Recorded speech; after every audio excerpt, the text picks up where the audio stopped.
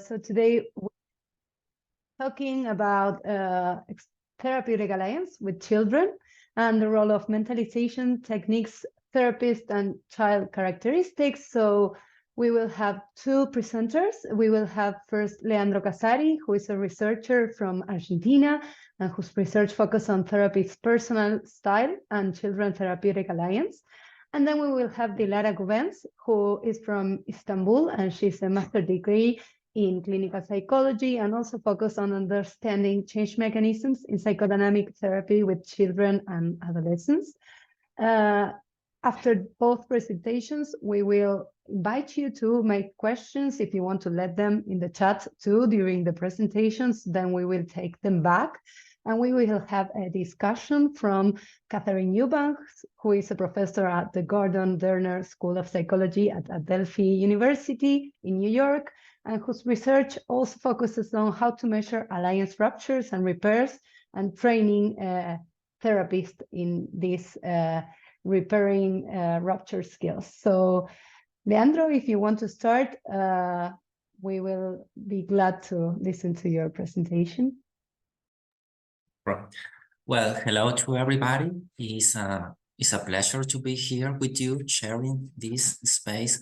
So, well, I'm going to start to share screen.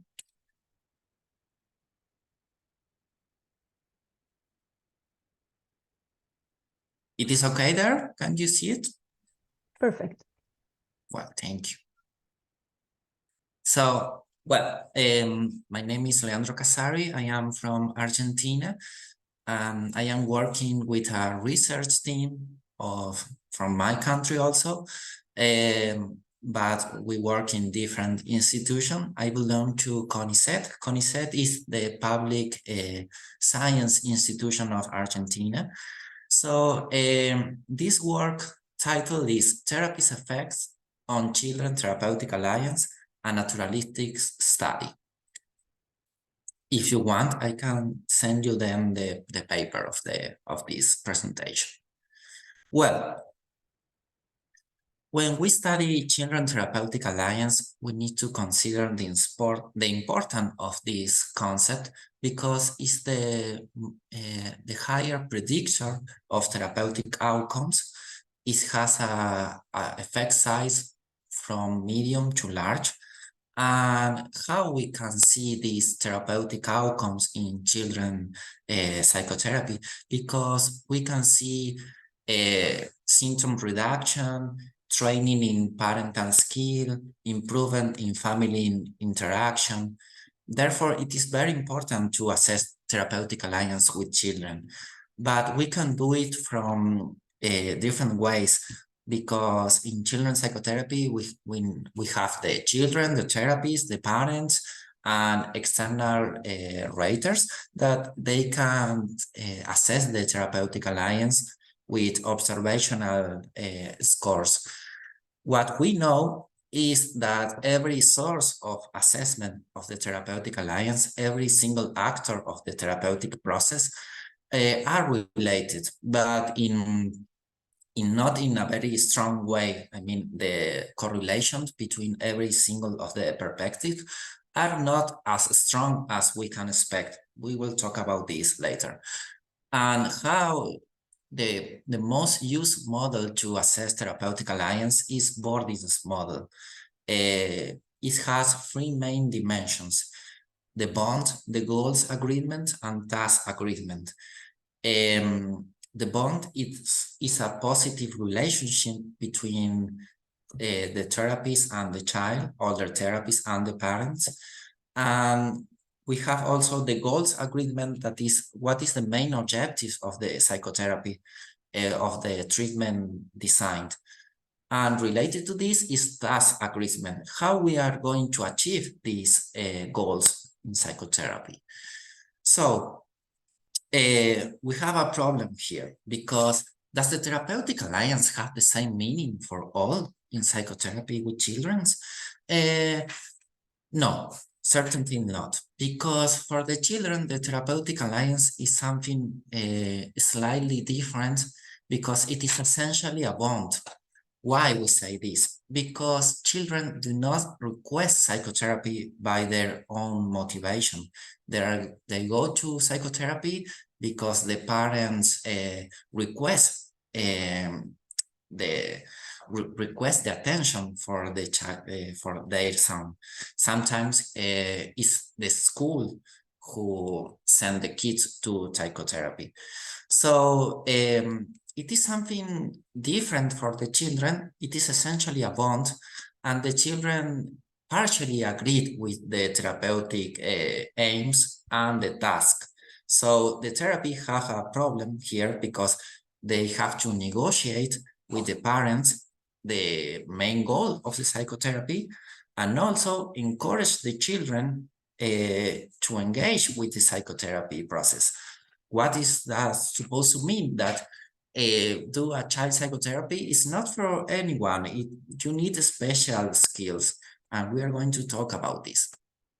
So how important are the therapies in child psychotherapy? There is a recent review of Ryan et al. They examine what therapist factors and what is their impact on the therapeutic alliance and outcomes. They review a lot of research, and they find out that are not demographic variables that are the most important in the therapeutic alliance, are the therapist's interpersonal characteristics, like being charismatic and be flexible, creative, a playful attitude, be highly respectful of the with the child, adapt the sessions to the child interested. So there is many characteristics that are not trainable, as we can understand. So are more like related to the therapist's personality. For example, a secure attachment base. So we have a good and a bad news. That is the good news, that the therapist is highly important.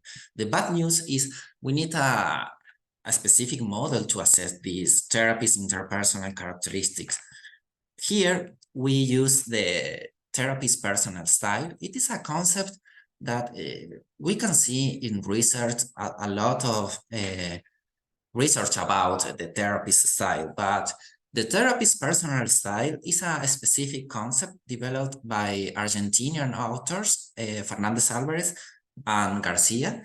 And it is the set of characteristics that every therapist display in every psychotherapy act. So it has 5 dimensions. The dimensions are attentional, operative, expressive, engagement, and instructional. We can divide this into the technical aspect of the therapist style, the emotional aspect, and the instructional dimension is related to the therapeutic setting. How we can assess the TPS? We can assess by two specific tools. We have self-report questionnaires, and we have external observational guides. But we know about these 2 ways of assess the TPS are related.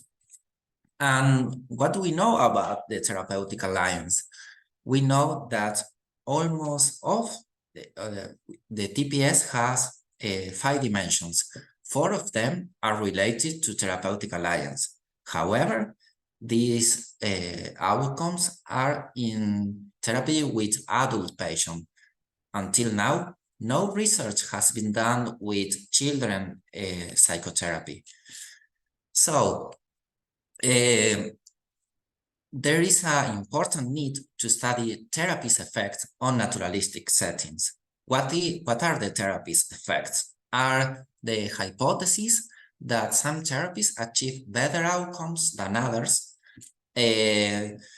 So why some therapies are better than others? It is a question that is very complex to answer. So what in naturalistic setting, it has been reported that the therapy's effects is even higher it has like a 21% of the variance of the therapeutic outcome. So it is more important to assess how are the therapies in naturalistic settings. What are the naturalistic settings? Are those research that take place in the real environment. I mean, the research is not controlled like in experimental design. It has a lot of complication, but also it has a lot of potential, no? So the TPS could be useful to understand the Children Therapeutic Alliance. And here are the main aims of this research: to estimate the therapy's effects on the Children Therapeutic Alliance, to analyze if the therapy's therapeutic alliance predicts Children Therapeutic Alliance, and the 3 and 4 aim are related to the prediction of the Children Therapeutic Alliance. The first one to the points to the children's characteristics, and the fourth to the therapy's characteristic. We work with 77 children that were undergoing psychotherapy in private healthcare system of Argentina. They have between 7 and 12 years old. Mainly they were female, and they have different problems. We asked the parents what were the main problems that bring them to therapy. Most of them have mood problems or fears and phobias. About the time in psychotherapy, we asked the therapists that select children that have at least 3 sessions in psychotherapy, but we didn't explicit any, I don't know, limit of time in psychotherapy. So these 77 children were treated by 29 therapists. All of the children and the therapists were from Argentina, but different states. They were exclusively female therapies, and they have different years of clinical practice, and they treat different number of cases. Regarding the theoretical approach, half of them were CBT therapists. We used 2 main measures. The first one was the Therapeutic Alliance Scale for Children. Is a measure, a self-report questionnaire developed by Schrick and Sayes in 1992, and is widely used in research of therapeutic alliance with children. It's a questionnaire of 12 items with 4 Likert point scale, and it has 2 versions, a version for the children and for the therapists. The sentences are the same, but it changes a little the writing. I mean, some of them are directed for the children, and in the therapist form, they ask about their child patient. Also, the therapists complete the therapist personal style questionnaire, short version. It is a questionnaire of self-report developed by Fernandez Alvarez et al. And it's made of 21 items. Assess the 5 dimensions of the TPS: attentional, operative, engagement, expressive, and instructional. Regarding data analysis, given that our study involves group of patients nested with assigned therapies, we use multi-level models structured in 2 levels: the level 1 patient, the level 2 therapist, using R. It is very important to say this because the patients were treated by therapists, but there were not 1 patient per therapist. That's why we call nest data. So what are the main results? We found higher rates of alliance scores in children. We are going to talk about this in the discussion. In a 2-level unconditional model, the 2% of the children therapeutic alliance was explained by the therapist, and the 17% of the therapist therapeutic alliance was explained by the therapist.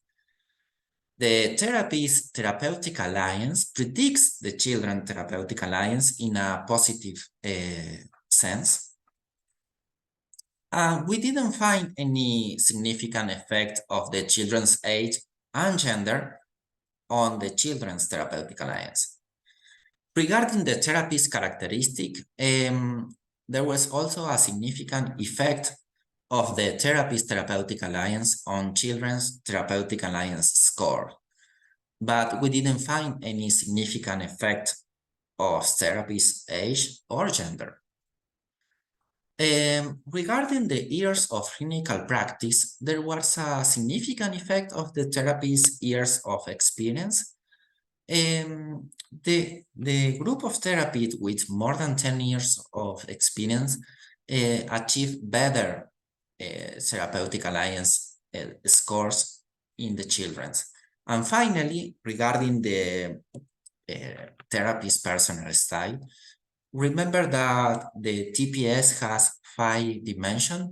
We found only that one of these dimensions is related to the perception of therapeutic alliance in the children, and it is the operative PST. I'm going to talk about this in the next slides. And it is important to point out that this effect was negative. So, we say that the therapist predicts the 2% of the children therapeutic alliance and the 17% of the therapist therapeutic alliance. And the children tend to perceive a stronger therapeutic alliance than the therapist. We are going to talk about this a moment. Why happened this? Because the children have only one therapeutic alliance. I mean, they only go to one therapist. So, but what happened with the therapists? The therapists have a lot of therapeutic alliance because they have multiple patient children. So they tend to compare all the therapeutic alliance. I mean, how they perceive their bond with one children, with another children, and another children. That's why the children tend to highlight the importance of the therapeutic alliance. But there is also a debate about, it is the same therapeutic alliance? Because we said a minute before that for the children, it was something different. But in this research, we use the same measure. I mean, the task, the therapeutic alliance scale for children. We have the form for the therapists and the form for the children. And they were positive related. And the therapist predicts the children therapeutic alliance, but it is a low prediction. I mean, it wasn't a considerable effect size. What is the problem?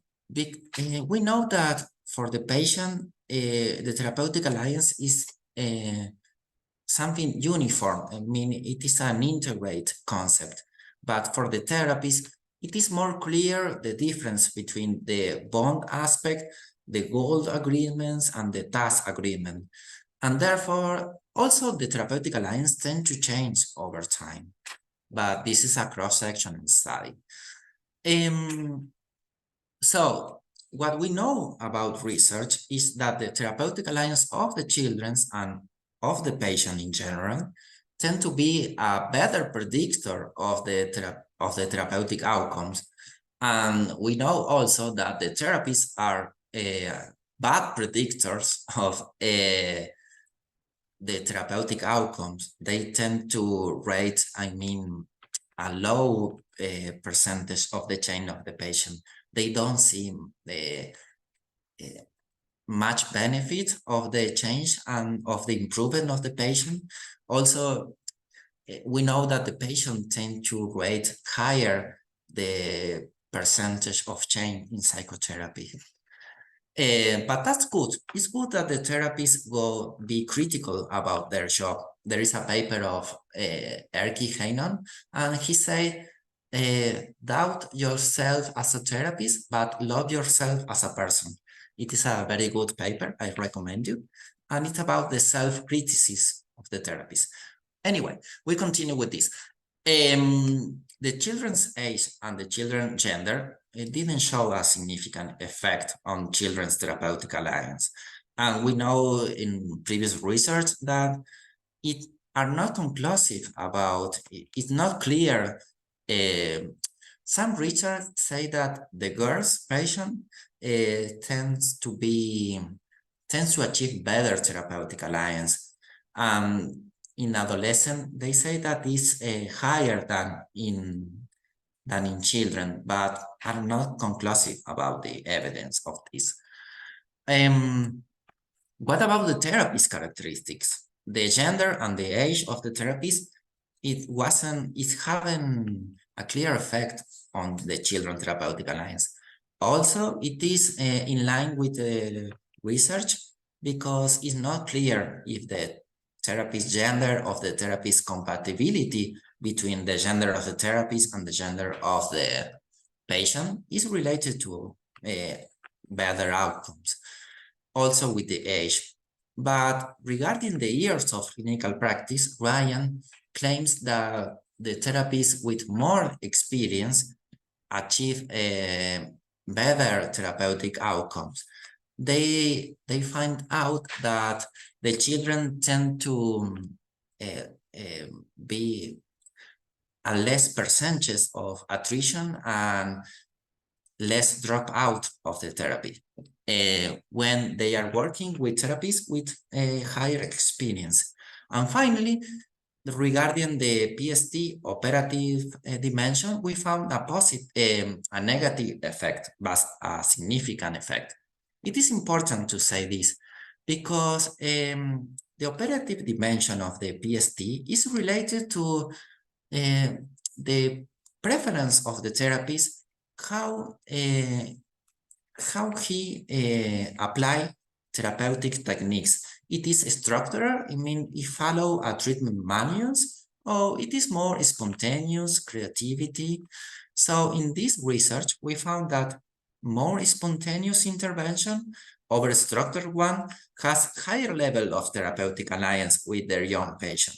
It could be strange to hear this, but it's not strange at all because the therapeutic creativity, the use of non-verbal resources like games, draw, and the possibility of adapting the session to children interested, we could understand as part of the operative dimension of the PST.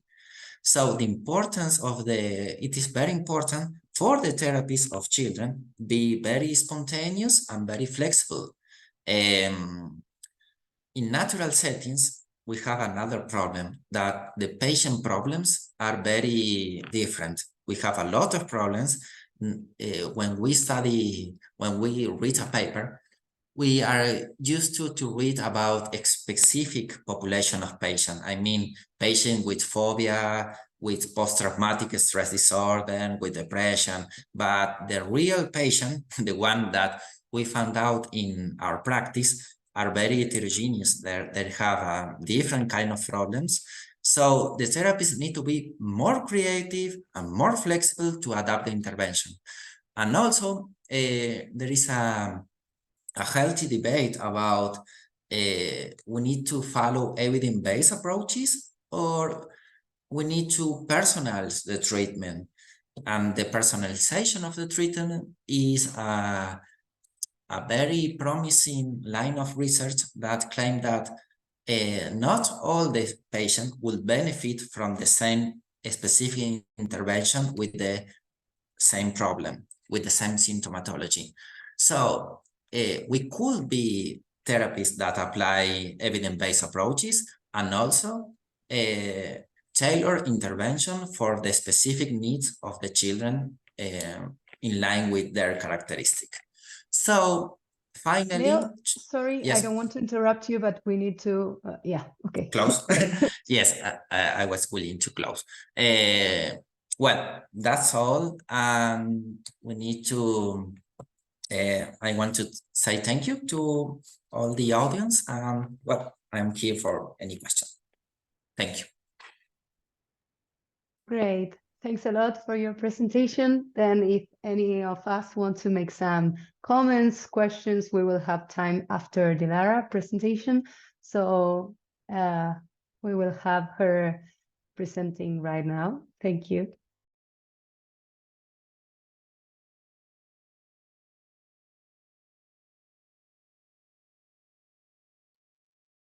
Can everyone see my slides? Hi, everyone.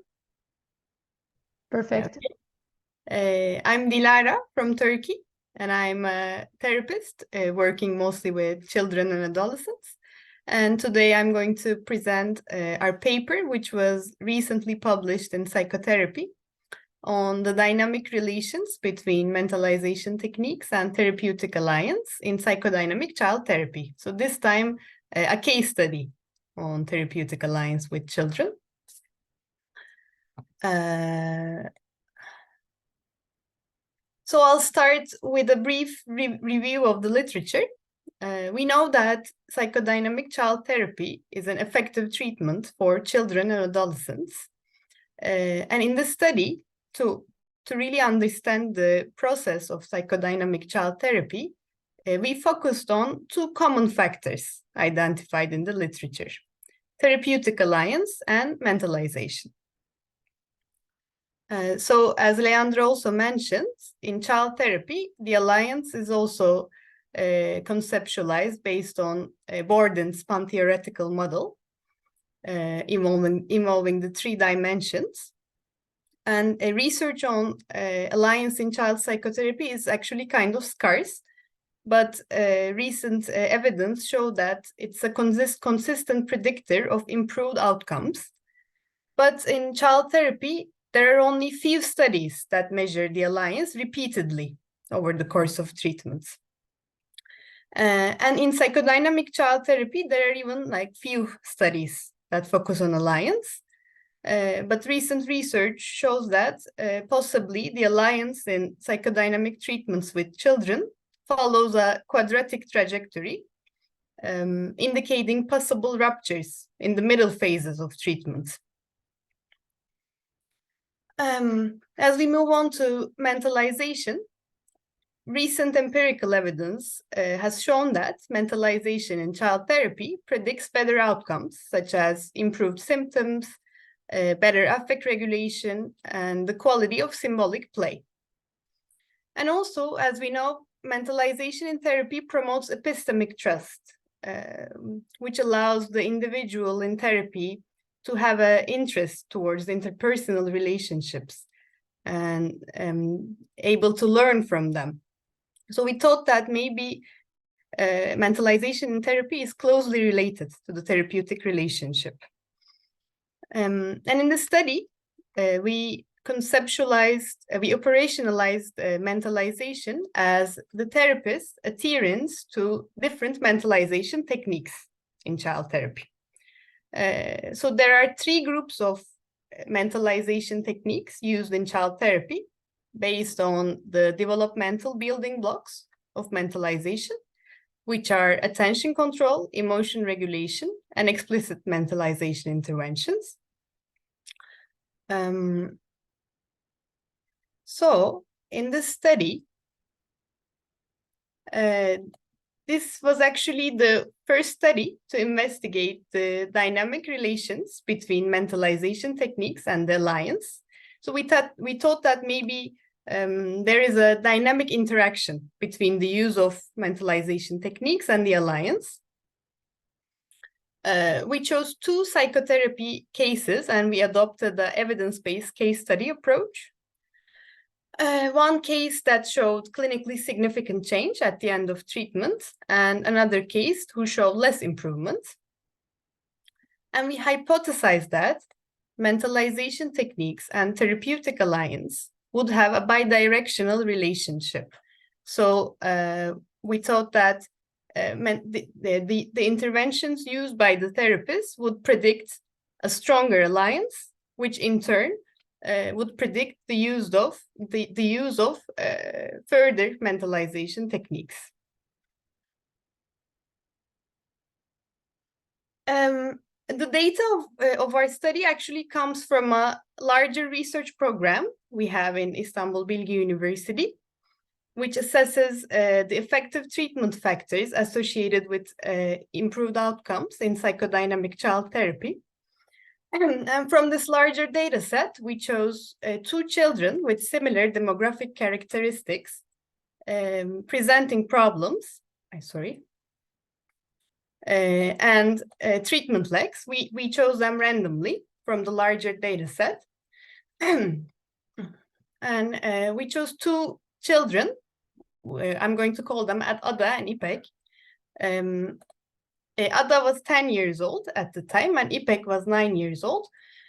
And both children were referred to therapy with social withdrawal problems and anxiety symptoms.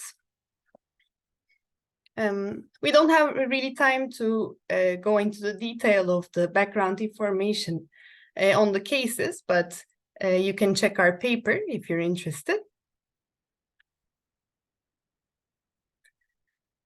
So the 2 patients had different therapists who were female graduate students who had completed their master's degree in clinical psychology. And they both received training on the theoretical background of psychodynamic play therapy, informed with mentalization principles. And they received weekly supervision sessions with experienced psychodynamic therapists.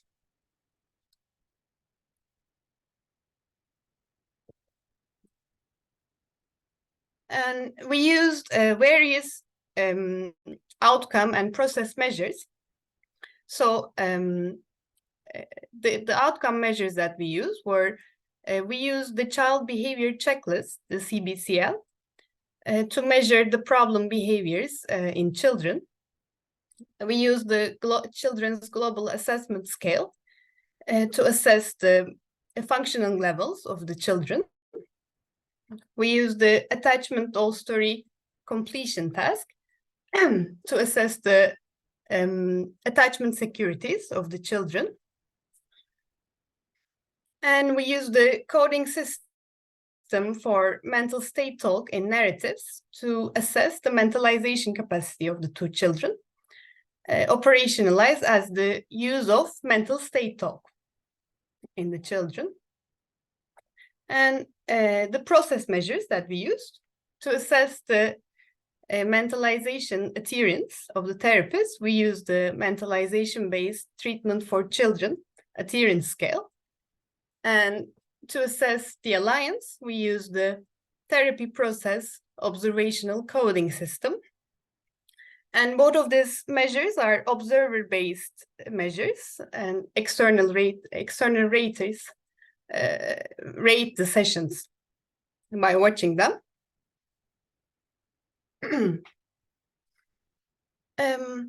All the assessment measures were administered at the beginning and at the end of treatment.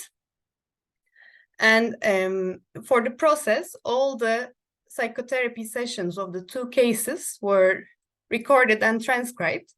So we coded a total of 65 sessions of the 2 children, 34 for İpek and 31 for Ada. We coded the sessions for mentalization techniques and the alliance. For the data analysis, we initially conducted trajectory analysis to observe how the alliance and the mentalization techniques progressed over the course of treatment, and to look into the temporal relationship between our variables, we conducted time series analysis. And particularly, we used the Granger causality. And then, to further illustrate the results, we conducted clinical analysis. We chose 3 session segments from each case, from different phases of treatment, from the beginning, from the middle, and the ending, from both cases, to compare how the therapists use different mentalization techniques and their subsequent effects on the therapeutic alliance. So we wanted to see how these therapists use different techniques. Now we can move on to the results. Here we can see the outcome analysis of the 2 children. So as you can see, the 2 children were both at the clinical or borderline level for problem behaviors at the beginning of treatment. But in the attachment measure, ADA was rated as secure. ADA is our good outcome case, whereas IPEC was rated as fairly secure, which indicates the presence of insecure elements in our attachment representations. And we use the reliable change index to assess clinically significant change. So at the end of treatment, we saw that ADA, our good outcome case, showed clinically significant changes in problem behavior and psychosocial functioning, whereas IPEC's improvement in these measures was not clinically significant.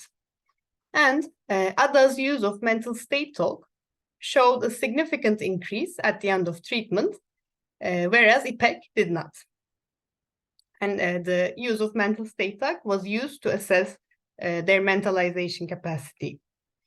And the children's attachment security scores remain the same after treatment. Here we can see the trajectories of the alliance and mentalization techniques throughout the treatment for ADA on the left and IPEC on the right. ADA was our good outcome case.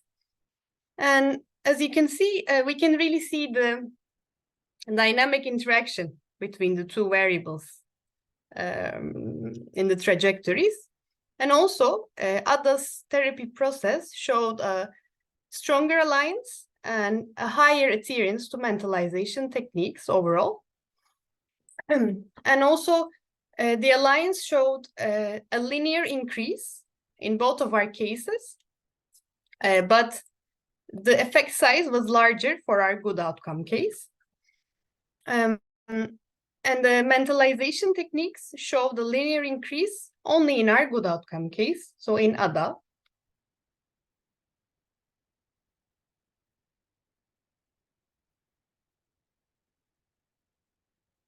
And the Granger causality test, so our time series analysis, showed that the therapist's use of mentalization techniques predicted a stronger alliance, and the alliance predicted a subsequent use of mentalization techniques only in the case of ADA, which was our good outcome case. So we found a bidirectional relationship between our variables in the good outcome case, but this relationship was not significant in the other case. As I mentioned before, to further illustrate the results, we did clinical analysis on the sessions. So we chose 3 session segments from each case. But since we don't have time to go over the transcripts from the sessions, I'll just briefly summarize what we saw in the sessions. So ADA's therapists, which was the good outcome case, mostly used play-based mentalizing interventions. So what are play-based mentalizing interventions? The therapists used play characters to explore feelings of the child. And we also saw, as the therapist had a better understanding of the child's play, the child showed indicators of a better therapeutic alliance. So the child showed positive affect, and she was more expressive. And in turn, this safe space created by the play, this secure context, allowed the therapist and the child to engage in further mentalizing interventions. So more complex type of interventions, such as making connection between play teams and the child's own experiences outside therapy, or exploring relationships outside therapy, or talk about what they have together in the therapeutic relationship. But on the other hand, as we look into IPEC sessions, sometimes the therapist's interventions were not attuned to the child's capacity and emotional arousal levels within the sessions. So what do I mean by that? So for example, sometimes therapists use interventions that were too explicit when the child was upset and dysregulated, which was further had negative effects on the relationship. And we also saw frequent signs of alliance ruptures in Eubanks therapy, which were not explored between them. So sometimes these interventions had a negative effect on their relationship, but the therapist didn't really explore these moments of difficulty. So my main finding in the study was that we found a bidirectional relationship between mentalization techniques and the alliance and therapeutic alliance in a good outcome child psychotherapy case. And this is in line with previous studies on psychodynamic child therapy, suggesting associations between these two common factors. And we think that these two constructs might be related because reflecting on mental states really develops in the context of a close attachment relationship. And in child therapy, the therapist's interest in the child's mind conveys a feeling of being understood. And through the secure therapy relationship, the child is able to think more about mental states and their effects on behavior, which in turn makes further tasks about mentalization possible. Dilara, sorry, I don't want to interrupt. We need to start closing so that then we have time for discussion. Yes, I'm almost about the end. Okay. So I'll just quickly continue. We couldn't find a significant relationship in the poor outcome case. And we explained this in terms of the differences in mentalization techniques used by the therapist, as I mentioned before. And also we explained it through the differences in the baseline characteristics of the children. So the two children had different baseline characteristics.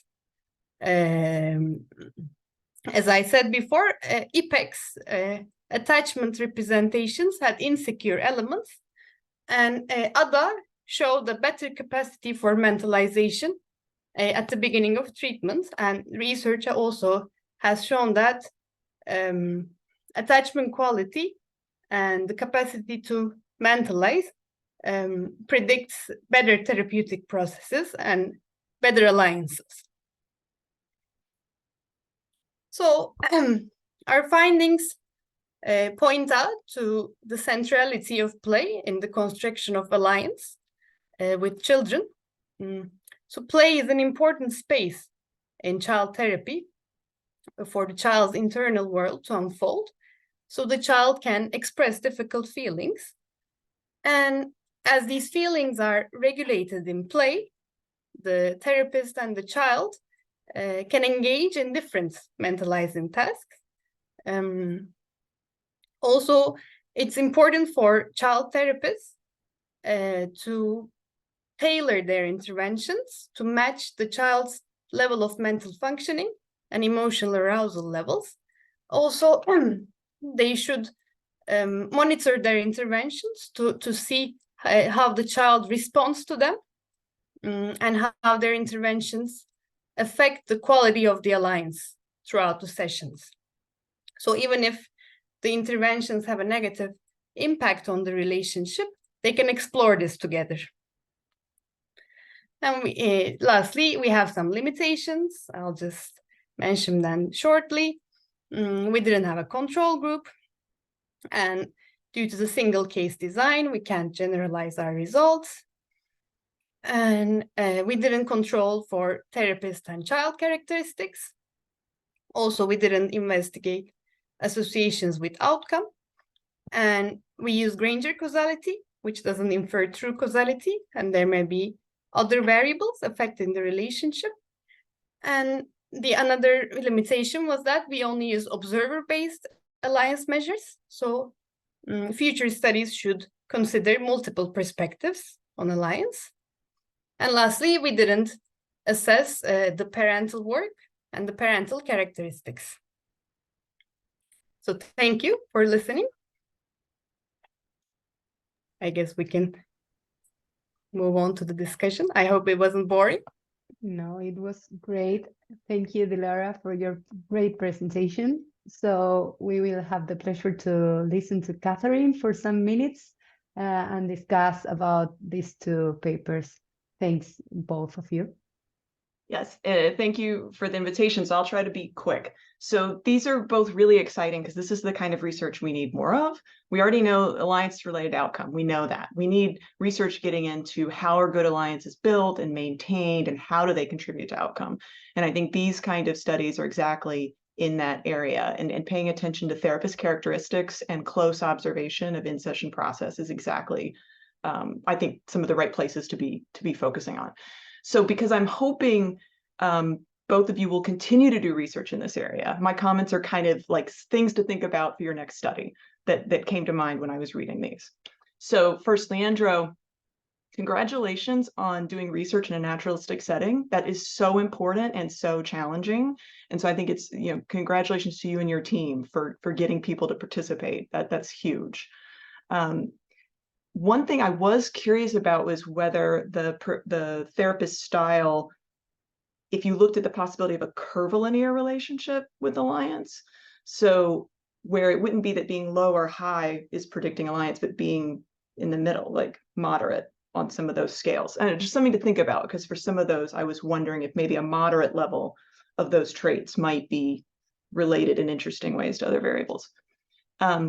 I do research on alliance ruptures and using an observer-based measure. So that's my bias. So something to think about for the future would be to bring in observer-based measures, right? Because with self-report, we have what people are saying about themselves or what they want to tell us about themselves, but we don't know if that's how others would, think they are. So that would be interesting. And also measuring alliance more often, because when we only measure it once, we miss the chance to see the fluctuations that could point to ruptures. So that could also be interesting. And I would also measure the therapist's style frequently, because I was thinking about the idea of, like you were saying, personalization, responsiveness. Am I a little more engaged with this in this moment than in that moment? And sometimes is that in a way that's responsive and helpful, or is that in a way that is interfering with therapy? So it could be really interesting to build on this research with measuring both alliance and the therapist style in multiple ways at multiple time points to see how these things all intersect. Could be really interesting. And then Dilara, observer-based coding is so much work. So congratulations to you and your team for all that work. I know how challenging that can be, and really interesting use of time series analyses. And so interesting to see examples of ruptures in child therapy. I'm really curious about what those look like. And I was seeing these, like missed opportunities for the therapist was really interesting. So just looking at it, it looked to me like one therapist was doing a better job than the other. And so that got me curious about, like, what's that about? Do you have one therapist who just is better than the other? Do they have a more effective personal style? Are they better able to mentalize?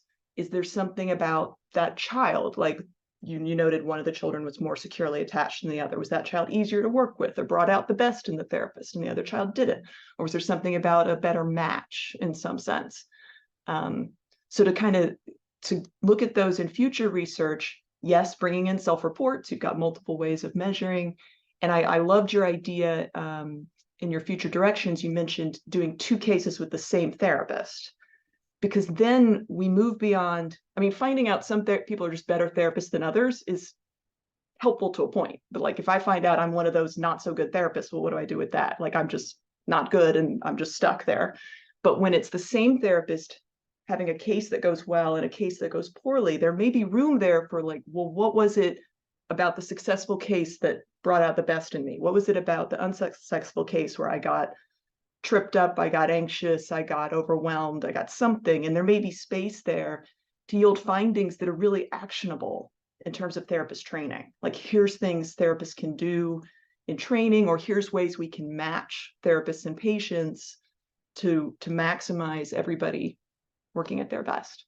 but those were some of my thoughts, and I was really impressed that you're both doing such great work, already published at this stage in your career. So you should be really proud.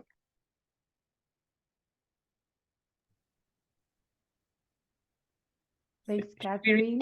I don't know if you want to answer something, maybe Dilara or Leandro. Yes, you want to talk first, Dilara?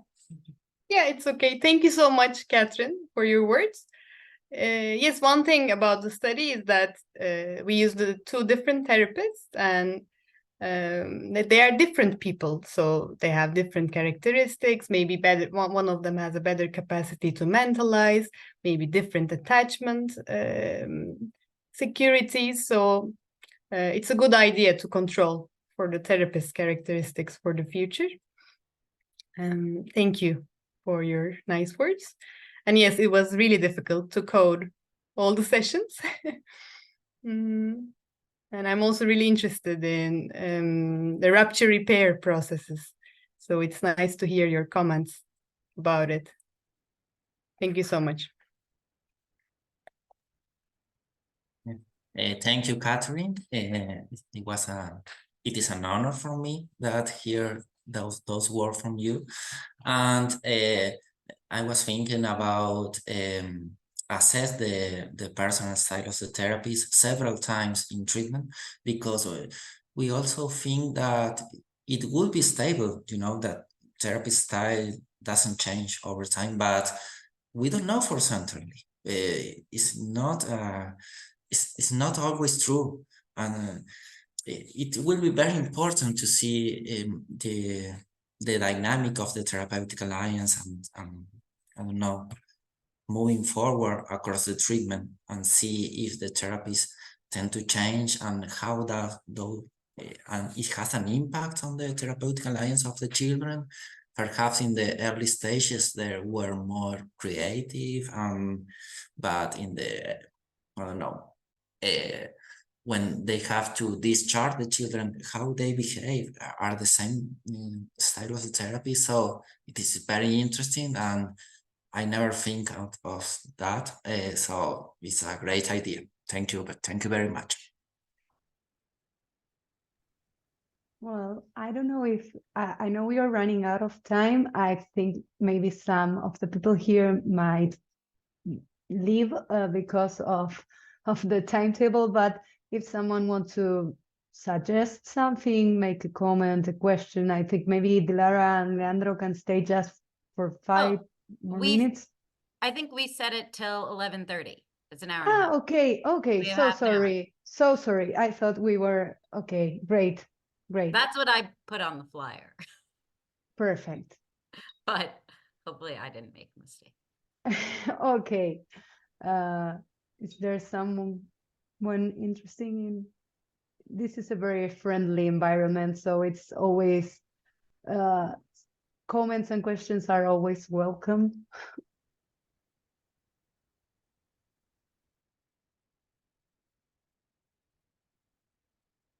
Looks like Jeff. Yeah. Hi, this is a question for Dilara. Dilara, it's nice to see you again. I had a question about the classification of your two patients into good outcome and bad outcome. I noticed, I think on one of the slides, that IPEC's symptomatology was less severe than the other. Ada, I think, is the other patient. And so I wonder whether that therapist of IPEC was coming up against maybe a ceiling effect, so that there wasn't that far to go as far as reducing symptoms, because IPEC came into treatment at baseline with less severe symptomatology in the first place. And so there wasn't that much room to reduce symptomatology, which might have resulted in an attenuation of the range, which would lead to a less likelihood of significant improvement anyway. And so I wonder whether you might have thought of that, and how we could, or how you could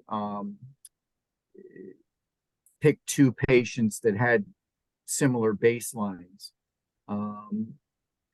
rather than two patients with dissimilar baselines. The other issue is the fact that IPEC, even though he had less severe symptomatology, he was the one with some insecure elements in his attachment pattern, which is interesting because we would predict the more secure patient to have less symptomatology. At least theoretically, we would consider that. So I wondered if you had any thoughts about that, and I'll shut up. Thanks. Thank you so much, Jeff. Nice to see you again. By the way, it's a really important point. We also thought about it because our good outcome case had higher symptomatology at the beginning of treatment. So we also added it as a limitation in our study. But as we look into the cases, because I watched all the sessions of these two children, IPEC, our poor outcome case, was actually the more difficult case to deal with. But the symptom measure that we use is a parent report measure. So the symptoms are reported by the parents. So I think, but this is only a personal opinion, the parent of Ada reported more symptoms than she actually has. So she appears as having more symptoms, but actually IPEC was the more difficult case to deal with, which is also proven by the attachment measures and by her capacity to mentalize. So I think Ada's mother overestimated the symptoms. And this is the thing with case studies. We only have to rely on the two cases that we have, but I completely agree. It's an important point. So it's a better idea to choose two children with similar symptom levels for the future studies. Maybe IPEC's mother underestimated. Yes, right? Exactly. Yeah, exactly. I think that was the case. Thank you so much. It makes sense. And you know, I think what you're mentioning, Dilara, is like the challenges we find when we are working on research with children and adolescents, like what parents perceive, what children show, also our therapeutic perspective, like all these things that Leandro also mentioned when we have to rate alliance, but we are different people from different perspectives. So that's very interesting, what we just find out. I don't know if there's someone else.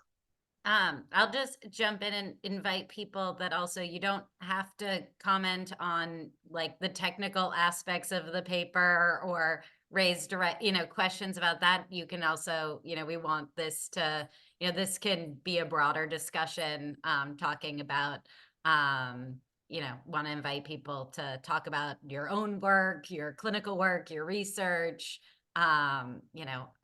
I personally also was thinking a lot about theory and especially rupture repair and thinking of it in terms of that particularly in your paper, Dilara, thinking about rupture repair in terms of breakdowns in mentalizing in the context of a breakdown in trust. And, for then thinking about repair strategies, also, not just thinking about ruptures with children and what they look like, but then what repair strategies look like because they are less cognitive. So I guess I just want to invite people to, feel free to broaden the discussion. You don't have to stay directly focused on the specific studies. It can be a jumping off point, and we definitely want to hear what's going on in other groups, other places in the world, and for clinicians that are on the call as well.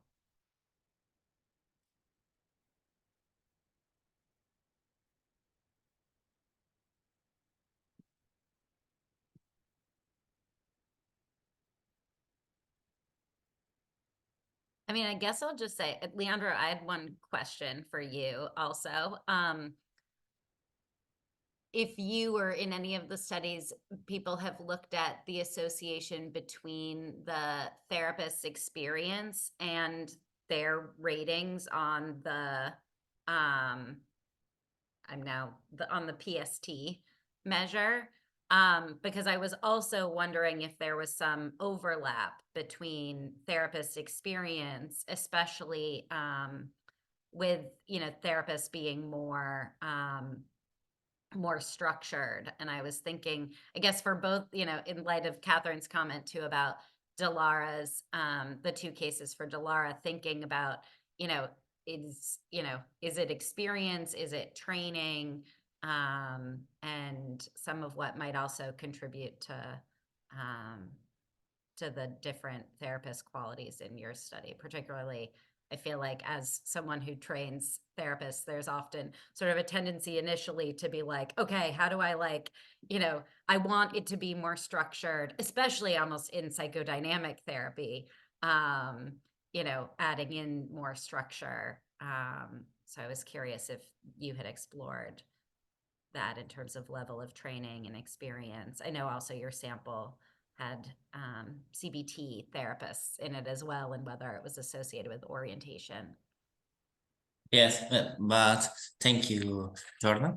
But we didn't find any effect of the theoretical approach in this study, but we know in the research of the PST, of the therapist person style, that they change over time. They change, I mean, with the years of training, not in one specific month, but at the beginning of the practice, they are very structured. They're very follow manuals, or I don't know. They feel like lost. I mean, so they tend to be more structured with their intervention. They are receive a patient and act in, I don't know, how the manual asks to do.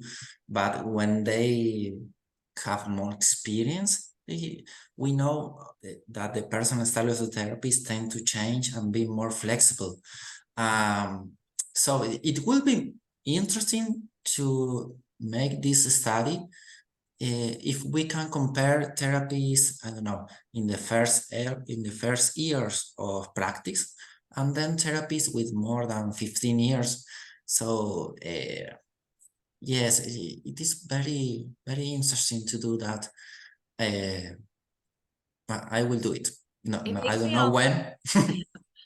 It just also makes me think about research on specific training methods, and deliberate practice just came to my mind, because people often think, oh, deliberate practice is going to make people kind of more rote, but actually it should make you more flexible and spontaneous to actually be practicing repeatedly, so that you can actually be more spontaneous. So it just made me think in terms of people that are doing deliberate practice research. That would be interesting to see how that changes, and if that kind of focused practice can actually change that, that aspect faster than just time. It looks like now we do have Kirkland and Stephen. Hi. First, I want to thank both presenters, as well as Catherine's astute feedback. It's very interesting. My work for the past 50 years has been in community-based clinics, much more than in private practice. And I find work with parents, especially in disadvantaged communities, of extreme importance. And I wanted to know how that may have impacted your studies here, and would that gain any reconsideration? And Catherine, I want to say to you, I really appreciated your comment about having one therapist do more than one treatment. That's fascinating to me. I've never thought about that. But we're on the verge at the clinic at Adelphi, where Catherine is, of implementing a research design. So that is definitely going to be inputted in there. I thank you so much for that. So my questions to all three, or all four, I should say.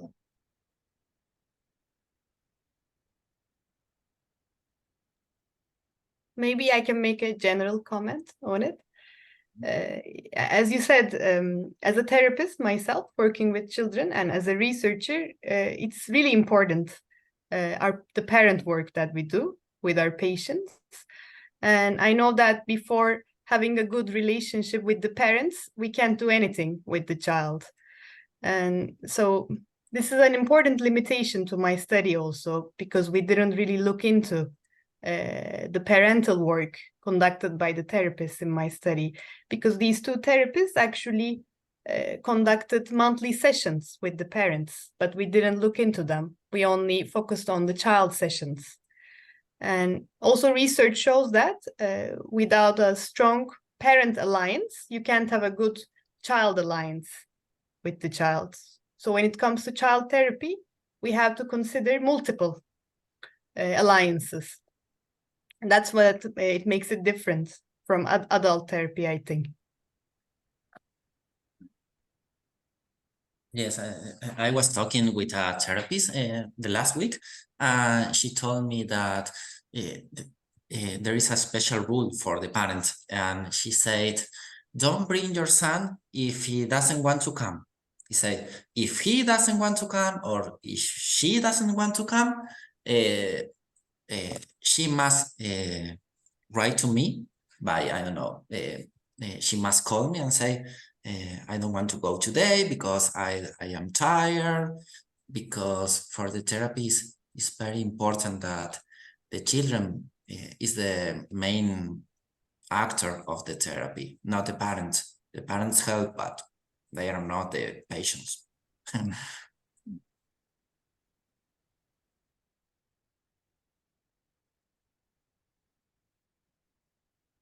Stephen, do you want to ask or comment something? Sure. So I have a little bit of experience in training with mentalization-based therapy, and I've done the rupture repair research for about a year now, and about 10 years experience working with kids. And it kind of bears true. If you hit a kid over the head with theory, they're not going to respond well to you. And if you seem like you're reading from a book, they're going to shut you out. So it's nice to see that bear out in Leandro's research. And it's nice to know that that's kind of playing out in truth in naturalistic settings. With that in mind, I would think that a therapist using mentalization therapy without looking at any research would do mentalization talk pretty consistently throughout everything they do. And yet in Dilara's research, it shows it kind of fluctuates. And it seems like the mentalization talk went pretty tightly to the therapeutic alliance measures as well. I'm wondering why did it change so much, and then why did it track so closely, the mentalization talk and the therapeutic alliance?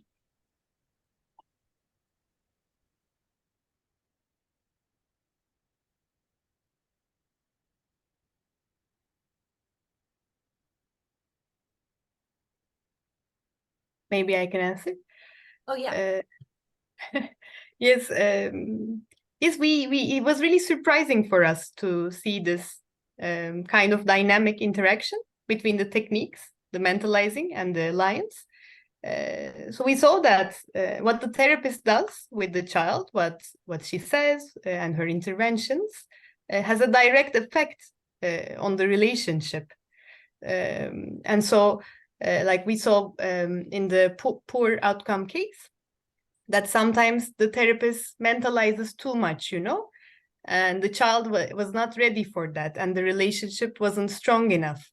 So the therapist attempts to have interventions made the child more upset and defensive. So we should have this rhythm with the child, and we have to watch closely what we say with the child. How does this affect the child and the relationship? We have to go with the flow of the child, I think. And we saw that with the study. I mean, I had two other thoughts about it as well. Dilara, you can tell me if they're right or not, since you and Sibel have thought much more about this than I have. But I was, if Stephen, if you were also commenting on the ups and downs in the graph that Dilara showed, about that, I was also thinking that, you know, as far as mentalization theory, that part of it is that like we're not always attuned, like we're not always, even if we're mentalizing, like we're not always effectively mentalizing. Like sometimes we're missing the mark. Sometimes we're doing it in a clumsy way. Sometimes our own mentalizing goes offline. And so it was, your question, Stephen, is making me wonder if like part of what we're seeing in those ups and downs and how they're tracking is, you know, is kind of confirming what I think most of us clinically, you know, feel in our practice, that like it, even if we're trying to mentalize all the time, you know, it goes offline. We feel better at it some days and in some moments than others. And that it is not just about kind of always being, you know, always having high ratings, but being able to kind of repair in those moments. And I thought that was, I guess the second part is more of a comment that I found very helpful. And so if people didn't read Dilara's paper, I think the paper has the transcripts of the sessions in it. And I think also we often condense mentalizing down to like, and you said this, Dilara, to like one score, but certainly from an MBT perspective, a Bateman and Fonagy perspective, there are, you know, at least kind of 4 dimensions with 2 poles each. So self, other, implicit, explicit, external, internal, affect, cognition. And I thought that your annotations on the transcripts also sort of pointed out that it is not kind of all mentalizing, more is better, and, you know, all mentalizing is created equal, including in terms of sort of the level of attention, affect, and mentalizing, but, you know, kind of where it's directed. And I guess towards that end, I'll just throw in another question. But I was wondering, and this would be a question for Catherine as well, from her work on 3RS.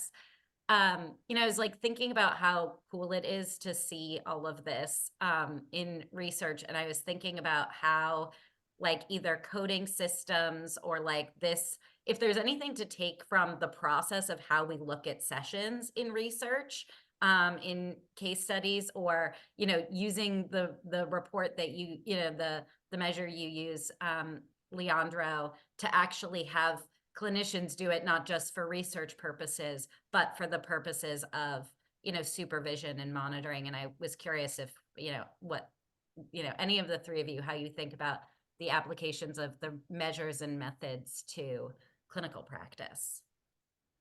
I can just put in a plug here for Henny Westra, and one of her students recently published an article in the American Psychologist about using coding measures as part of clinical training. So the idea of training, you know, just when we train coders to observe processes, that actually helps them be better therapists, right? That helps. And many coders have said this anecdotally, that training and coding helped me pay closer attention to things in therapy.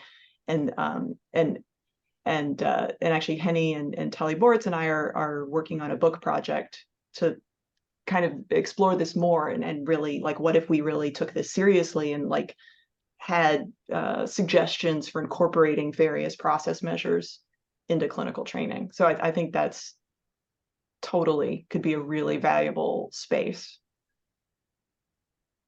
And I can also confirm that, because while I was doing this study, I was also being trained as a therapist, and learning this coding on alliance with children really helped me to notice those cues in the sessions with children. So when we have a difficult relationship with the child, like I thought of the codings. So it complements kind of the clinical work and the research.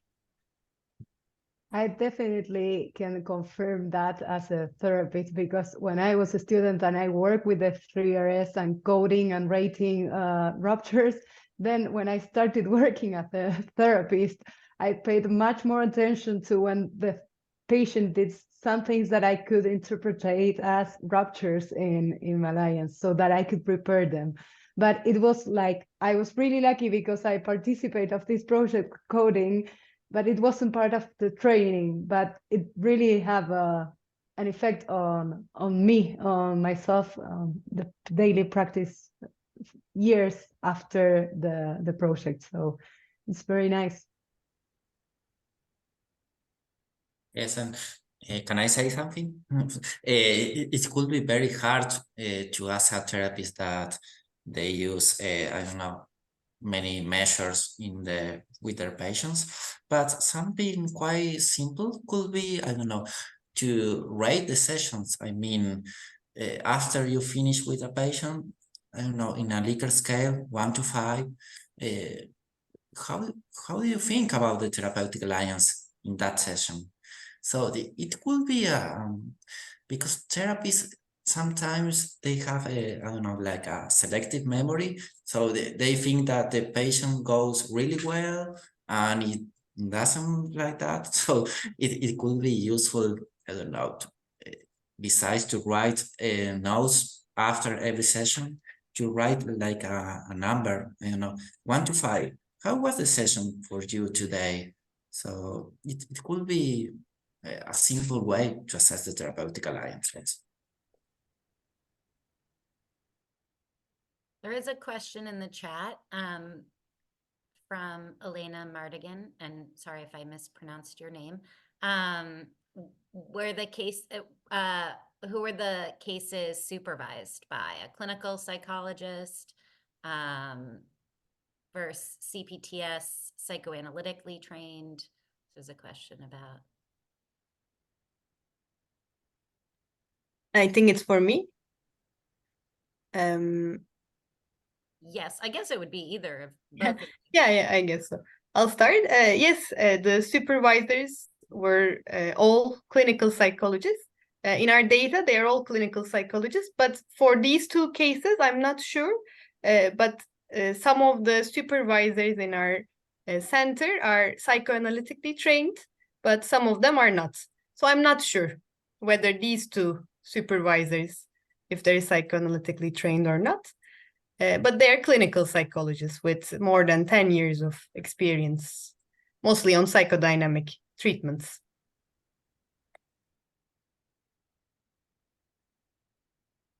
Yeah, I mean, it would be interesting. I'm thinking here of Jeff's paper showing that mentalizing is, possibly a common factor, at least, by experts in the different orientations. That made me also, curious about whether similar processes would be present and in what ways, cognitive behavioral therapy. I have like the sense that even a good cognitive behavioral therapist, the structure of the session is going to look different, but in terms of, the ways in which they're mentalizing, if there would be similarities also.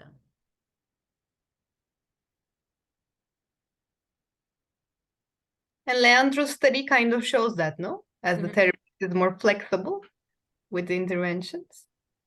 So probably better at mentalizing also. I don't know, maybe. Right, yeah. Also thinking about how a therapist that's better at mentalizing can adjust their interventions, can be more flexible. Yes, but regarding supervision, it is, I read a meta-analysis that Bruce Mary, I don't remember the last name of the author, and he said that the percentage of variance is very low. I mean, it's how much the supervision affects the treatment outcome, and it's very, very few. And so, but I think it's not a problem of the supervision of the cases. It is a problem of the supervision training. It is like we need to train supervisors. So it's not always the most clinical experience what gave us, what become us better therapists. Not every therapist is a good teacher, no? So we need to train supervisors also. Well, and I think that's where also probably some of like these measures that you're all working on and using them in, not just training therapists to use them on themselves, but supervisors to use them to guide supervision. I'll also just add, because I don't want to forget it, to Kirkland's question about working with really disadvantaged communities. I would definitely be, all of you inspired me. I work on a naturalistic study where we're looking at mentalization-based parent-child work at a foster care agency and a child welfare agency. And so it'd be really interesting, you know, your measures and designs just really inspired me to think about, you know, what we can do in that population. So I guess I will say, and I'll let Malenka have the last word, I really want to thank you all. This was my first journal club as chair. For everybody on here, joining CAFTR as a member is free. You get lots of, you know, friendly emails. It's a really friendly listserv, really supportive, collaborative listserv on like what's going on all around the world. It's a really international community, as evident by the presenters today. So, so check out CAFTR, and I'll let Malenka have the last word, I guess. Well, thanks a lot. I'm really happy this was the first event with you as chair, Jordan, and I'm happy Sable is here too. Well, invite all of you if you're interested in presenting too, or there's a topic you are working on. And I think this networking and this listserv helps us to get together. Well, Jordan has sent some emails recently inviting us also to discuss about presentation for next SPR conference. So the invitation is also open for next journal clubs. If you don't know who to ask, you can write to the listserv, and we can search for people working on the same topics so that we can connect each other and prepare these spaces that I think they are very, very kind and friendly, and help us also to inspire each other in our research projects. But that's all for me. Thank you, Catherine. Thank you, Dilara, and thank you, Leandro, for your amazing comments, presentations, and research. And we will keep in touch for next Journal Club. Thank you, everybody. I'll stop recording and I'll hang out everyone. in case anybody has questions.